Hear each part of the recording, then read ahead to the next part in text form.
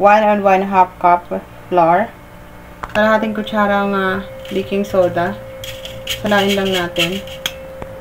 Isang kutsarang baking powder. 1 cup white sugar. Butter, karami. Yung room temperature. Kailangan lang natin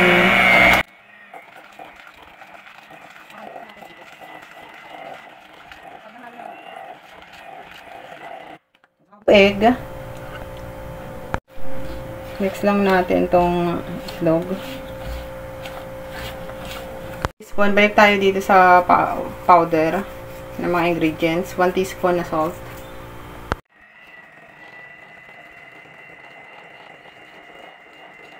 1 teaspoon vanilla.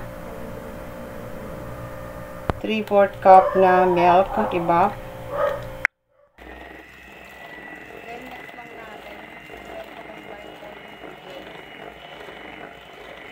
Dito sa wet ingredients at saka yung powder na dry ingredients, pagsamahin lang natin ito.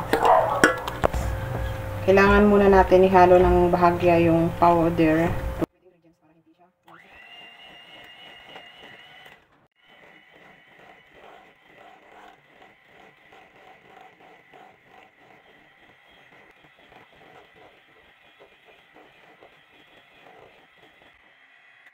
Gamit lang ako ng ganitong scoop.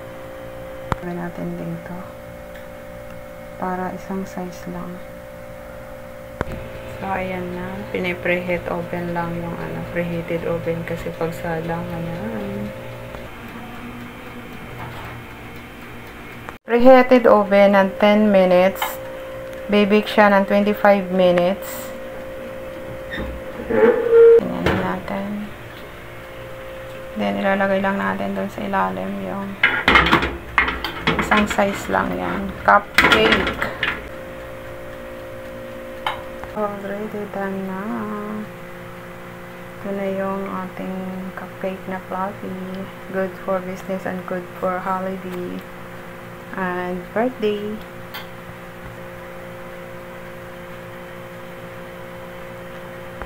Vanilla cupcake. Ito yung nagawa ko. It's a fluffy, guys. A fluffy.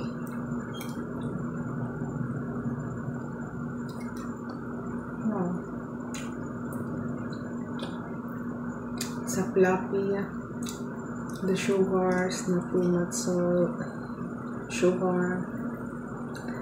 Yung kanyang tamis ay tama lang. Then, good siya for this coming holiday season, guys. You can try this, guys. It's very easy to make and pwede talaga siya pang regalo sa mga natin, amigo, amiga. Yummy. Madali lang siyang sundan at pwede mo pa siyang gawing business this coming holiday, this coming pa.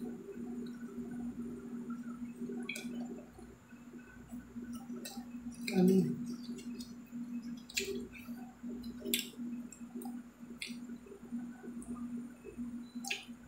Mahilig talaga ako sa cupcake. Sa cheesecake. Kaya, gumawa. Ayan, guys. See, it's so floppy. The texture is so floppy. Then, see? It's so floppy.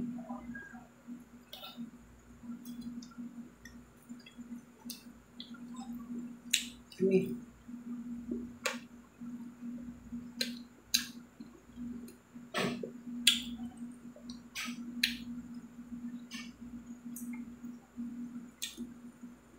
Delicious. Pwede siyang pambaon ng mga kids.